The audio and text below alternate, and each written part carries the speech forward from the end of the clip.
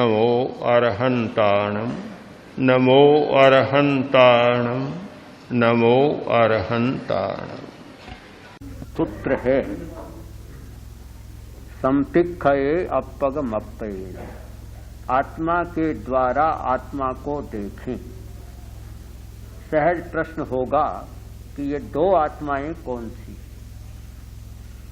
आत्मा को देखना है और आत्मा के द्वारा देखना है। तो एक तो देखने वाली आत्मा और एक जिसे देखना है वह आत्मा, ये दो आत्माएं कौन सी? वास्तव में आत्माएं दो नहीं अनेक होती है। एक है मूल आत्मा जो चेतना का पिंड है, और एक आत्मा की जितनी अवस्थाएं होती हैं उन सब पर्यायों अवस्थाओं को भी आत्मा कहा जाता है। पारिभाषिक शब्दावली में एक द्रव्य आत्मा, दूसरी भाव आत्मा। द्रव्य आत्मा एक होती है जो मूल द्रव्य है, और भाव का अर्थ है पर्याय। ये पर्यायात्मक अवस्थाएं या भाव अवस्थाएं, भाव आत्माएं दो चार नहीं, संख्यातीत असंख्य हो सकती है, कितनी भी हो सकती। तो यह स्पष्ट हो गया कि एक मूल आत्मा और एक पर्यायात्मक आत्मा जो अनेक होती है। हमें पर्याय के द्वारा पर्याय को देखना है, यानी चेतना आत्मा का गुण है या पर्याय है। देखना क्या है? पर्यायात्मक आत्माओं को देखना है। आचारांग सूत्र में इसका बहुत सुंदर प्रतिपादन किया गया है कि जे कोहदंसी से माणदंसी। क्रोध को देखना है। क्रोध भी एक आत्मा है, कसाय आत्मा है, क्रोध एक आत्मा है। क्रोध को देखना है। जो क्रोध को देखता है से माणदंसी, वह मान को देखता है, अहंकार को देखता है। अहंकार ही तो क्रोध का बहुत बड़ा एक कारण है। क्रोध व्यक्ति को आता है, कई कारण हो सकते हैं, उनमें एक बड़ा कारण है अहंकार। जिसमें अहंकार प्रबल है, थोड़ा सा मन के विपरीत कुछ कह दो कर दो, तत्काल फुफकारने लग जाएगा। तो अहंकार बहुत बड़ा हेतु है। तो जे कोहदंसी, जो क्रोध को देखता है वह अहंकार को देखता है। जो अहंकार को देखता है वह माया को देखता है। जो माया को देखता है वह लोभ को देखता है। माया का बीज क्या है? लोभ है। लोभ के कारण ही तो आदमी बहुत कपट करता है। जो लोभ को देखता है वह राग को देखता है। लोभ भी राग के कारण होता है। जहां राग है, प्रियता का मनोभाव है, वहां अप्रियता का मनोभाव भी है। तो जो राग को देखता है वह द्वेष को देखता है। जो राग और द्वेष को देखता है वह मोह को देखता है, और जो मोह को देखता है वह गर्भ को देखता है। जो गर्भ को देखता है वह जन्म को देखता है। जो जन्म को देखता है वह मरण को देखता है। जो मरण को देखता है वह दुख को देखता है।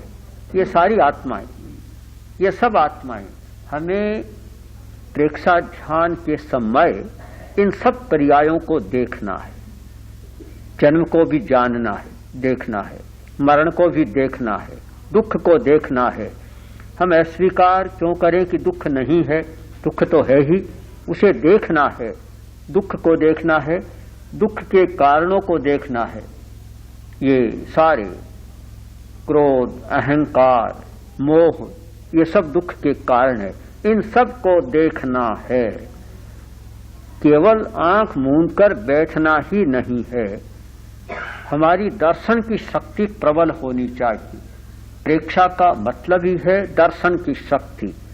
हमारी दृष्टि शक्ति, दर्शन की शक्ति प्रबल बने और हम हर रहस्य को गहराई के साथ देखें।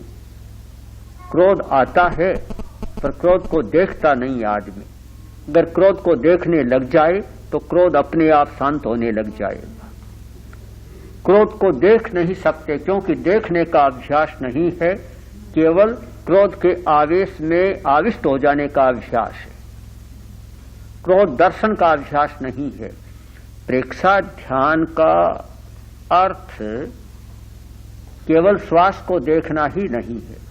यह तो हमारा प्रारंभिक अभ्यास है कि जिससे हमारी देखने की शक्ति विकसित हो जाए और हम श्वास के सहारे मन को एकाग्र कर सकें। किंतु जब हमारी देखने की शक्ति बढ़ जाए और मन की एकाग्रता हो जाए तो केवल श्वास में नहीं अटकना है, फिर हमें आत्मा के इन विभिन्न पर्यायों को देखना है। श्वास तो फिर पीछे रह गया, इन पर्यायों को देखना है। प्रशिक्षक ऐसा प्रयोग कर सकता है कि कभी ध्यान में बैठा, कायोत्सर्ग किया, एकाग्रता की और फिर क्रोध को देखना शुरू कर दी। बस आज पूरा ध्यान क्रोध को देखने में ही लगेगा कि क्रोध कब आता है, कैसे आता है, क्यों आता है, क्या उसका परिणाम वह करता है, आदि आदि सारे पहलुओं को देखना, क्रोध की पूरी समीक्षा करना, यह क्रोध दर्शन का ध्यान हो जाएगा। क्रोध प्रेक्षा, क्रोध की प्रेक्षा भी है। क्रोध भी तो आत्मा है, एक पर्याय आत्मा का। तो क्रोध की प्रेक्षा, वैसे ही अहंकार की प्रेक्षा करना। अब कल्पना करें आप कि प्रेक्षा जान के कितने प्रयोग हैं, कोई सीमा ही नहीं है। जितनी आत्माएं उतने प्रेक्षा जान के प्रयोग। आत्मा असंख्य तो प्रयोग भी हमारे असंख्य हो गए, कोई संख्या ही नहीं रही। तो जैसे जैसे हमारी देखने की शक्ति बढ़ेगी वैसे वैसे सत्य का साक्षात्कार होता चला जाएगा।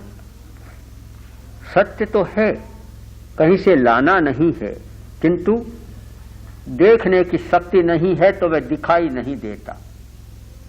वस्तु तो है, पर या तो देखने वाले की आंख नहीं है अथवा घोर अंधकार है तो दिखाई नहीं देगी वस्तु। होते हुए भी वस्तु दिखाई नहीं देती। वैसे ही सत्य है, पर जब तक या तो मोह का अंधकार प्रबल है अथवा देखने की शक्ति का विकास नहीं हुआ है तो होते हुए भी यथार्थ हमें दिखाई नहीं देता। प्रेक्षा के द्वारा हमारी दर्शन की शक्ति को विकसित करना है। देखने की शक्ति इतनी बढ़ जाए कि हम सूक्ष्म और अतल में छिपी हुई जो हमारी अवस्थाएं हैं उन अवस्थाओं को हम देख सकें और उनका साक्षात्कार कर सकें। प्रेक्षा ध्यान का गीत आचार्यवर ने जो बनाया तो उसका मूल ध्रुवपद यही रहा, आत्म साक्षात्कार प्रेक्षा ध्यान के द्वारा। आत्मा का साक्षात्कार करना है। अब कौन सी आत्मा का साक्षात्कार है? केवल चैतन्यमय आत्मा का साक्षात्कार ही नहीं, वह भी है, वह तो मूल बात है ही, किंतु पहले आत्मा के इन पर्यायों का साक्षात्कार करना है। जितनी पर्याय जो घटित हो रहे हैं पर्याय, उन पर्यायों का साक्षात्कार करना। और जैसे जैसे इन पर्यायों का साक्षात्कार होता चला जाएगा वैसे ही उनमें परिवर्तन आता चला जाएगा। जो व्यक्ति क्रोध को देखना शुरू कर देता है फिर क्रोध का पर्याय भी बदलना शुरू हो जाएगा। क्रोध भी कब रहता है कि देखता नहीं तो जो सो रहा है उसके घर में चोर का प्रवेश भी हो सकता है। जाग गया मालिक, चोर भाग जाएगा। तो जब तक सो रहा है व्यक्ति, क्रोध को देख नहीं रहा है, तब तक मजे से वह चोरी कर रहा है। जैसे ही देखना शुरू किया वह भी भागना शुरू कर देगा। तो एक बहुत बड़ा सूत्र हमारे हाथ में है, देखना, आत्मा को देखना। और इसीलिए प्रेक्षा ध्यान का ध्येय सूत्र, संकल्प सूत्र यह बना कि आत्मा के द्वारा आत्मा को देखो।